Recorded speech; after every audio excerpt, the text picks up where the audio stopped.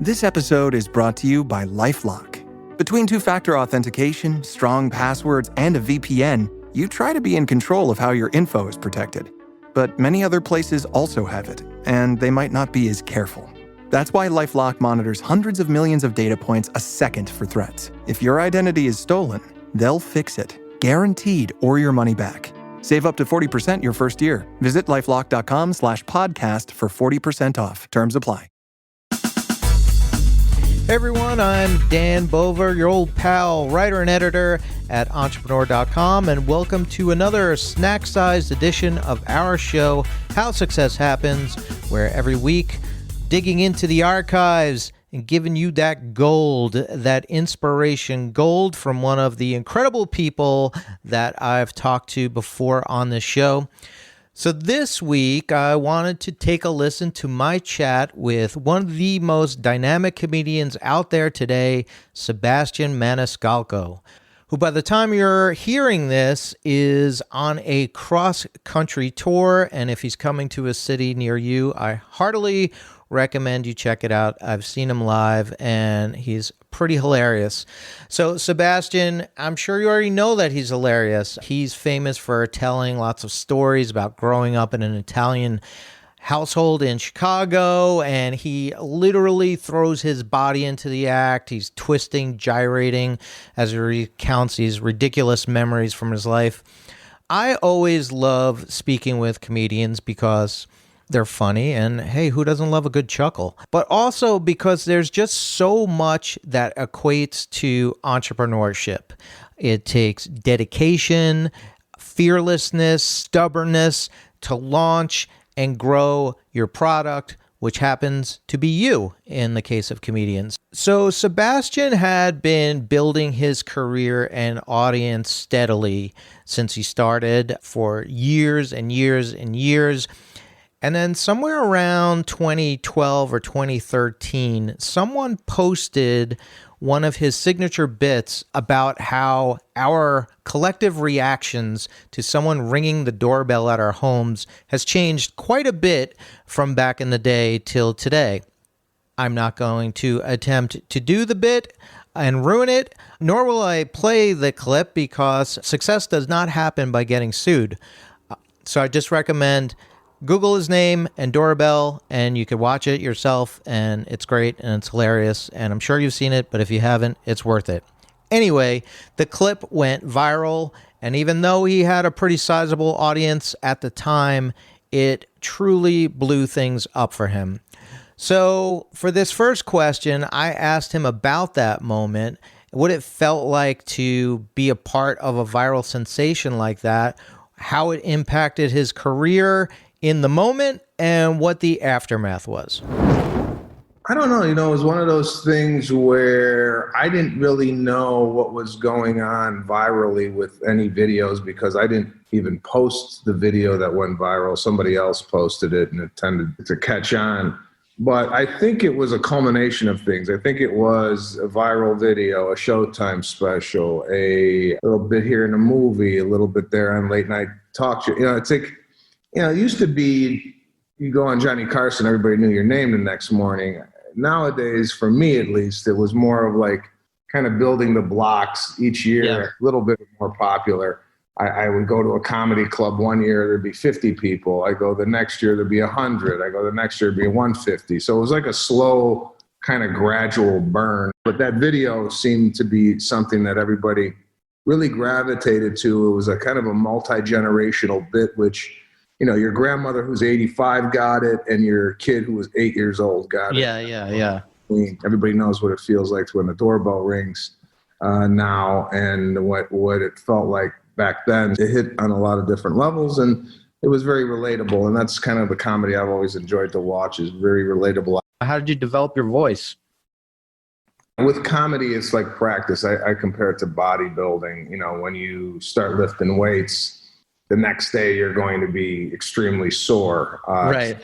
But you don't go back in and do it again. It's just your body is not used to that type of movement. Similar to stand-up comedy, you're not used to being on stage. You're not used to nuances of what might happen during a show, whether a glass breaks, an audience member speaks out of turn, or You lose maybe your train of thought, and then there's just a lot of things that you have to learn. And, a week or 2 weeks or a year or 2 years, it's more of a constant going up, learning, and then starting to kind of peel the layers. Because when I first started, I was not very likable. I was very angry. I was not connecting with the audience in any way. And it was like a mask you put up because you're afraid of being judged or what people might think. But through the course of time and practice, you become a lot more comfortable with yourself and who you are and what your point of view is on stage. And, I started to develop more of a physical type of approach where I'm not only telling you the story, I'm acting it out. Yes. But you also have to be careful with that, because if it's too much, it seems like you're almost a character of just like the movement doesn't mean anything. I try to make the movement mean something and then maybe surprise you with it a little bit. So that just happens over time. And, I'm still learning. Sebastian is also an actor and had supporting roles in The Green Book and The Irishman, just to name a few. So I asked him what that transition is like from being the entrepreneur on stage in control as he performs to thousands of adoring fans to being a hired gun, standing in front of Martin Scorsese as he shouts action. The reason I like stand-up is because it's just me. I'm the producer, the actor, the writer. I do everything, the director. Yeah. And, if I screw up, I screw up. If I do well, I do well. But then when you go into acting, it's completely different. You have so many other people involved. There's a lot more. I haven't done a lot of acting. So when literally you jump from doing a little small part in a little comedy movie to their first day on set is with Joe Pesci and Robert De Niro. I was extremely nervous. I sleep well. I didn't know what to expect. I didn't know if they were going to be, I don't know their process as actors. So I don't know, I didn't speak unless spoken to. I wasn't like cracking jokes on the set. Right. Cut, and I went to my corner. And I remember when they yelled cut, Pesci and De Niro and Scorsese kind of got in a huddle, and I wasn't invited in that huddle, nor did I think I should have been in that huddle. Right. And I'm sitting there going, "Oh my God, they're gonna fire me."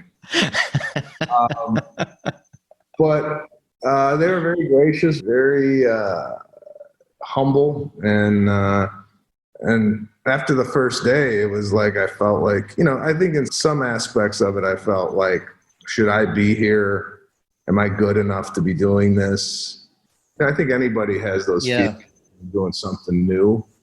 But after that first day, I was like, I do belong here, and I'm going to make the best of it. It was good. It was a good training for me. I didn't know a lot about movie making, and working with those guys, the best in the class. That's a pretty good set of teachers there. Sebastian also talked a lot about helping out new comedians who are coming up, having them be openers for some of his shows, and also about some of the mentorship that he received from the likes of Jerry Seinfeld and other greats. So I asked him, between being a mentee and being a mentor, if there was any overall advice he could share to all of us listening, whether we want to be a comedian or an entrepreneur or get started with something we've always dreamed of doing. And here was his advice.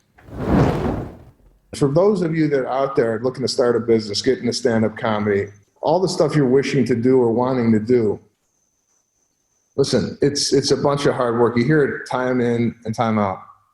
It's like, listen, like these Gary V's and these, whatever, Ed Milet's and Eric Thomas, they're all talking about the grind and the work. You got to put the work in to get it at the other end.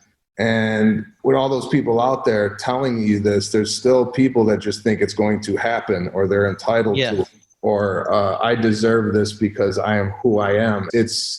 Nothing is going to substitute the amount of work you have to do to make your business succeed and it's going to be a lot of downs before there's ups, and it's how you deal with those downs and how you persevere. And I think the whole thing is being patient. You'll get your time if you're working, and when your time comes, you better deliver. If I got The Irishman 10 years ago, if I got a movie like that, I would have failed miserably. It happened when it happened because I was ready for it. I believe that in every aspect of my life. Sometimes in comedy, people draw an audience because they're on a TV show, they're a big film, they're a YouTube star, what have you, and then they get a big following and do a big show, and they're not ready for it because they didn't do the comedy clubs, they didn't do the theaters. There's a gradual progression to that. So I believe all those things build up to the Madison Square Garden, and happened because it was the right time.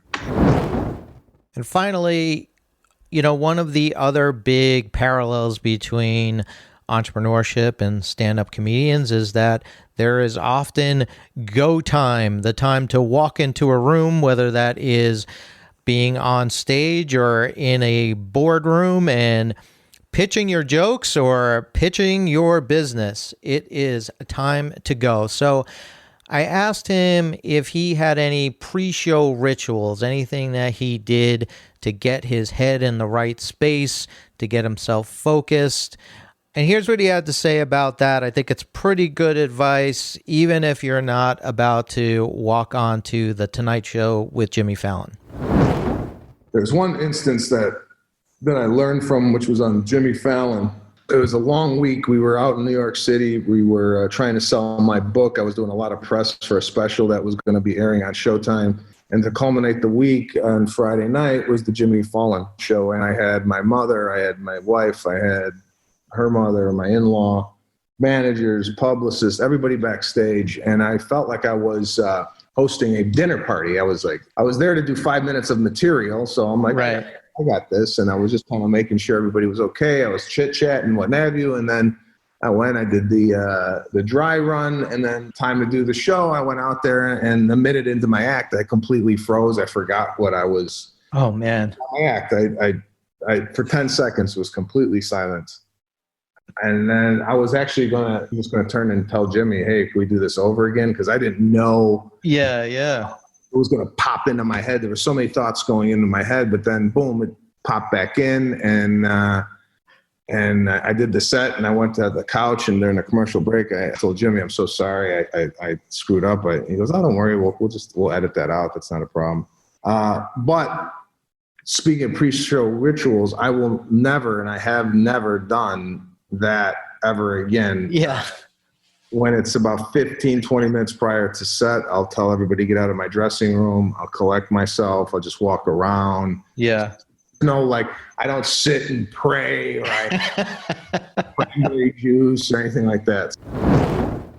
All right, get out of my dressing room because snack time is over. Hey, please subscribe to How Success Happens and get an earful of inspo twice a week. And if you are a subscriber, first of all, thank you. And second of all, I'd love to hear from you. Leave me a comment, a rating, or hit me up on howsuccesshappens@entrepreneur.com. Send me questions you wish I would ask some of these incredible people I get to talk to. Send me your notes. Hey, Dan, I hate when you say that. Why do you say the word awesome so much? One reader wrote in and told me that. Thanks for that. I say it because sometimes, hey, things are just awesome. There's no other word for it. Anyway, send in your thoughts, and I'd love to see them, and I will read them on this show. So if you want more of me in your life, be sure to check out my Substack. This should be fun. And if you want more of this funky music in your life, check out Nika RPM on Bandcamp. Okay, go out there and do something awesome. Awesome, that's right. I said the word awesome. All right, see you next time.